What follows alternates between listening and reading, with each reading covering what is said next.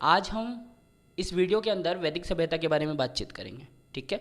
और आपको विस्तृत जानकारी देंगे वैदिक सभ्यता के बारे में, ठीक है। पिछले वीडियो में मैंने पूरे प्राचीन इतिहास का वर्णन कर दिया है। अगर आपने उस वीडियो को नहीं देखा है ना, तो ज़रूर मेरे इस चैनल पर प्राचीन इतिहास का वीडियो खोज कर उसे पूरा देखिए। काफ़ी देर का वीडियो है, उससे आपको काफ़ी जानकारियाँ मिलेगी, जिससे आप चाहे किसी भी कोई भी पेपर देते हो ना गवर्नमेंट का, चाहे आप कोई भी ऐसे पेपर देते हो जिसके अंदर प्राचीन इतिहास के क्वेश्चंस पूछे जाते हैं, तो आपको बहुत उस वीडियो से मदद मिलने वाली है। और अगर वो वीडियो आपने देख लिया तो ये वीडियो आप फिर देखिएगा, तो आपको अपना क्रोनोलॉजी बैठा पाओगे। समझ रहे हो ना, क्रोनोलॉजी वो बैठा पाओगे। तो चलिए इस वीडियो को स्टार्ट करने से पहले थोड़ा सा इसका फाउंडेशन बना न्यू तैयार कर लेते हैं। देखिए, हमें पता है कि सिंधु सभ्यता का अंत कब हुआ? 1500 BC में, ठीक है। 1500 BC में सिंधु सभ्यता का अंत, लेकिन कहीं कहीं ना किसी किसी बुक में 1750 BC में ही सिंधु सभ्यता का अंत बतलाया गया, ठीक है। तो ये क्लियर कर दिया गया है कि सिंधु सभ्यता का अंत हुआ था। और ये किसने क्लियर किया है? ना आपने क्लियर किया है ना हमने क्लियर किया है, ये क्लियर किया है बहुत बड़े बड़े हिस्टोरियन ने। तो हिस्टोरियनों ने बहुत अपने अपने विश्लेषण के आधार पर उन्होंने ये बतलाया है कि सिंधु सभ्यता का अंत हुआ था। और सिंधु सभ्यता का अंत होने के बाद 1500 BC से एक अलग सी सभ्यता का जन्म हुआ, जिस सभ्यता को हमने वैदिक सभ्यता कहा, ठीक है। अब इसका नाम वैदिक सभ्यता क्यों पड़ा, इसके बारे में मैं इस वीडियो में ही बताऊंगा, लेकिन बस आप ये जान लीजिए कि सिंधु सभ्यता के तुरंत कुछ सालों बाद जिस सभ्यता का जन्म हुआ उसे हमने वैदिक सभ्यता बोला। इस सभ्यता का भी विभाजन 2 भागों में हो गया।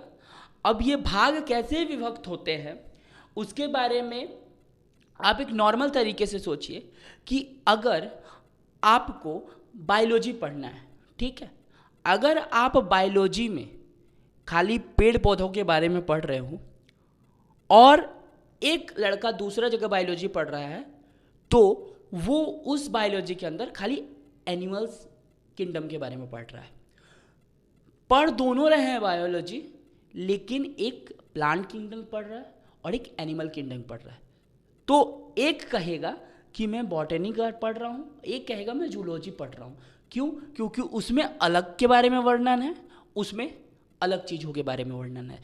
तो ठीक उसी प्रकार इस वैदिक सभ्यता में भी ना कुछ अलग प्रकार के वर्णन एक दूसरे पार्ट से देखने को मिलता है। इसीलिए इस पूरे वैदिक काल को 2 भागों में बांट दिया गया, ठीक है। तो चलिए स्टार्ट करते हैं इस वीडियो को।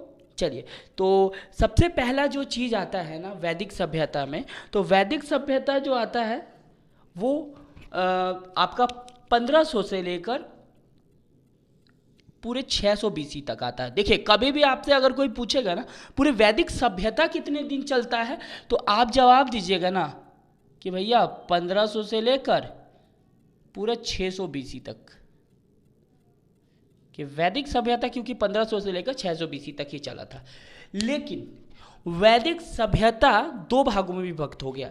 एक काल कहलाया वैदिक काल, दूसरा कहलाया उत्तर वैदिक काल, ठीक है। वैदिक काल का एक और नाम है ऋग्वैदिक काल, ठीक है। इसका नाम ऋग्वैदिक काल क्यों पड़ा उससे पहले मैं ये बतलाता हूँ कि इसका नाम वैदिक काल वैदिक सभ्यता ही क्यों पड़ा। देखिए, सबसे पहला इस क्वेश्चन से आपको इससे क्वेश्चन क्या बन सकता है, इस काल का नाम वैदिक क्यों पड़ा।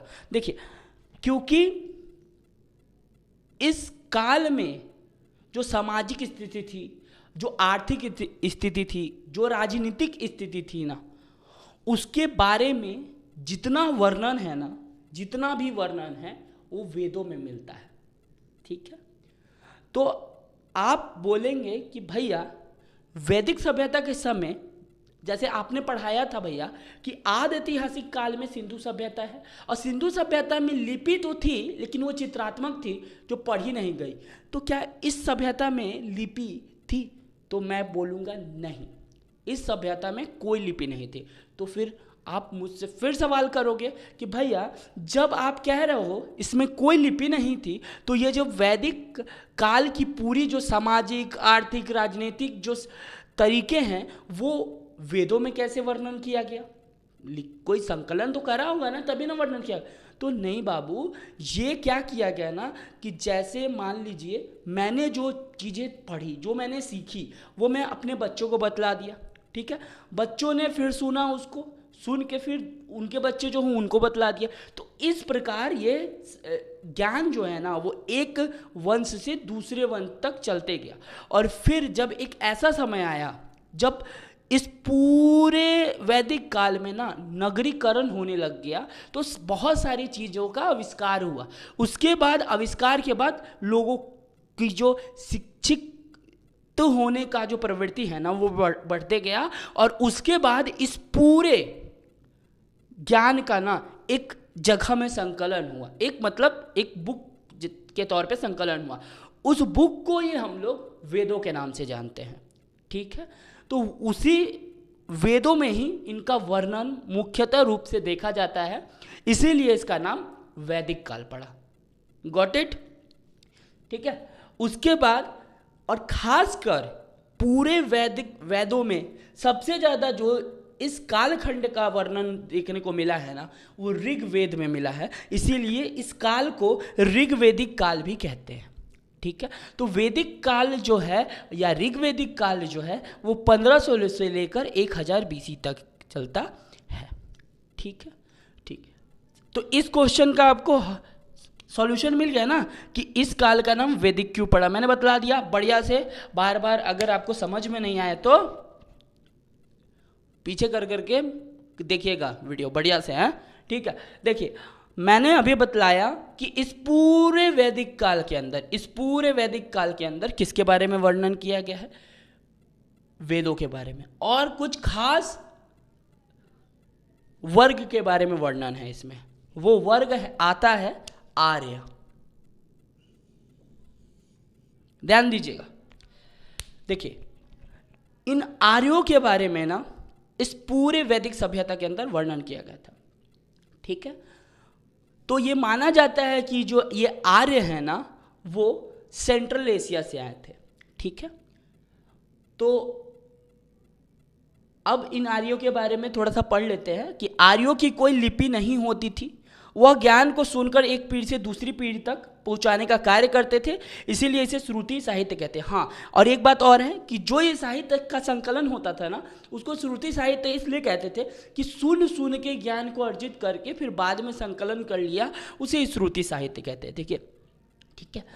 तो आप कहोगे कि भैया आर्य जो है वो सेंट्रल एशिया से आए थे, ठीक है। तो आर्य का कोई समुदाय थे, कोई कम्युनिटी थी क्या? ठीक है, क्योंकि आज भी आप लोग बहुत बारी सुनते होंगे कि लोग अपने आप को आर्य बोलते हैं, ठीक है। तो देखिए आर्य का जो शाब्दिक अर्थ होता है ना, बाबू, वो श्रेष्ठ होता है, कुलीन होता है, महान होता है, उत्तम होता है, साधु होता है और सभ्य होता है, ठीक है। वैदिक काल पूरे तरीके से आर्यों का माना गया। और वैदिक काल में जो आर्य थे ना, आर्यों का मतलब होता था श्रेष्ठ, कुलीन, महान, उत्तम, साधु और सभ्य। जिसके अंदर ये सारी प्रवृत्ति पाई जाती थी उसे हम आर्य कह सकते हैं। अभी के जैसे लोगों को नहीं जो अपने आप को आर्य कहते हैं, ठीक है। अगर अभी की बात की जाए ना तो कोई भी आर्य नहीं निकल कर आएगा, ठीक है। एकदम फंडामेंटल बात बता रहा हूँ मैं, ठीक है। देखिए तो ये जो आर्य हैं उनका शाब्दिक अर्थ ये है। और याद रखिएगा ये क्वेश्चन पूछा गया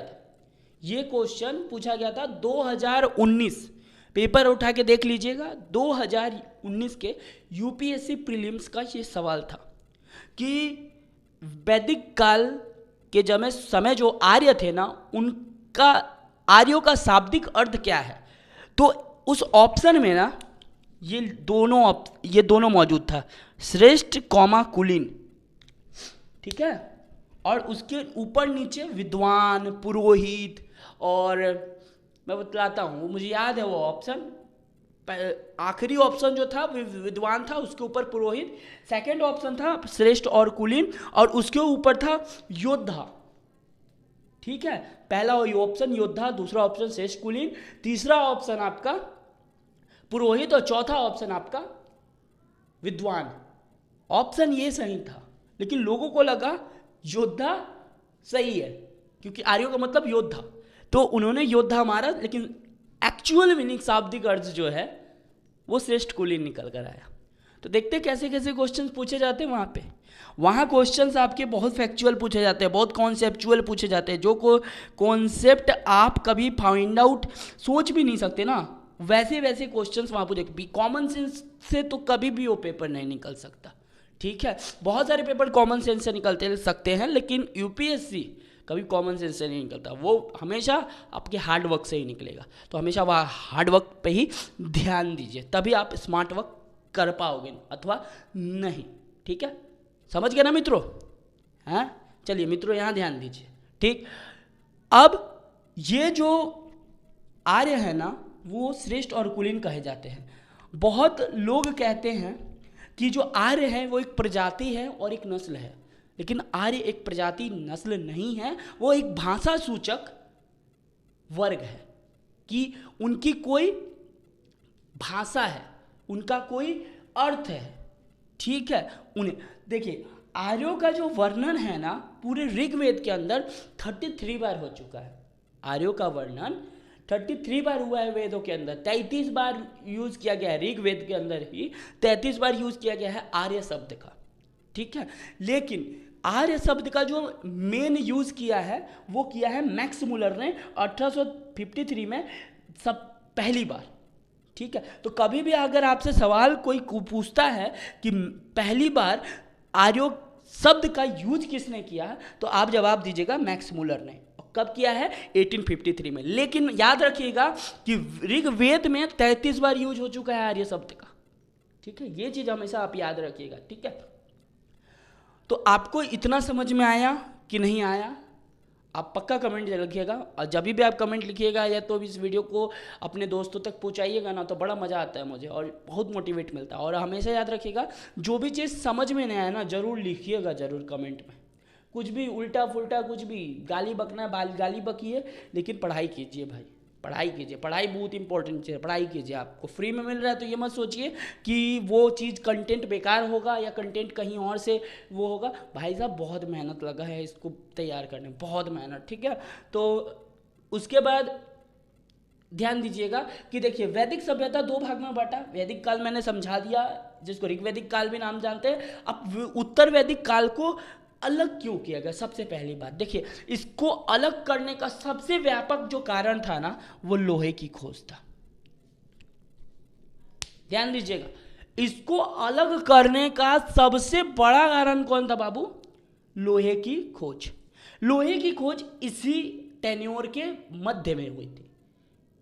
ठीक, लेकिन लोहे का व्यापक यूज जो है ना, व्यापक, वो होने लगा 600 बीसी के बाद। मतलब 600 बीसी जैसे जैसे घटने लग गया ना, तभी। ठीक, तो उसके बाद इस पूरे जगह का नगरीकरण हुआ। ठीक है, नगरीकरण, यहां देखिए द्वितीय नगरीकरण लिखा है, नगरीकरण। अब द्वितीय नगरीकरण क्यों लिखा हुआ है, उसके ऊपर अगर आप सवाल पूछना चाहते हैं ना, तो पूछ सकते हैं कि भैया, जब आप ने हमको बतलाया कि प्रथम नगरीकरण जो है वो सिंधु सभ्यता में हुआ था, तो द्वितीय नगरीकरण यहाँ क्यों हुआ, इसमें क्यों नहीं हुआ? वैदिक सभ्यता तो यहाँ से शुरू है, तो इसमें क्यों नहीं हुआ, इसमें क्यों हुआ? देखिए, ध्यान दीजिएगा, जब सिंधु सभ्यता का अंत हुआ था ना, तो चीज़ें बहुत ज़्यादा उलझी हुई थी। सिंधु सभ्यता के लोग किधर गए किधर नहीं गए, उसका स्पष्ट जानकारी दे पाना ना तो मेरे लिए पॉसिबल है, ना ही इस पूरे भारत में, क्या पूरे दुनिया में कोई भी हिस्टोरियन को इस क्वेश्चन का जवाब देना ना बहुत मुश्किल है। नहीं दे पाएगा भाई। अगर वो जवाब देता भी है ना, तो मतलब वो मनगढ़ंत जवाब है, कल्पनात्मक जवाब है, या खुद से इमेजिन करके वो जवाब देगा। ठीक है, वो जवाब नहीं दे सकता। दूसरी बात, ठीक है, उसके बाद आप ध्यान दीजिएगा कि ये जो सभ्यता था ना वो थोड़ी गांव मतलब गांव जैसा था, ठीक है, नहीं गांव की सभ्यता थी, ठीक है, नगरीय सभ्यता नहीं थी। क्यों?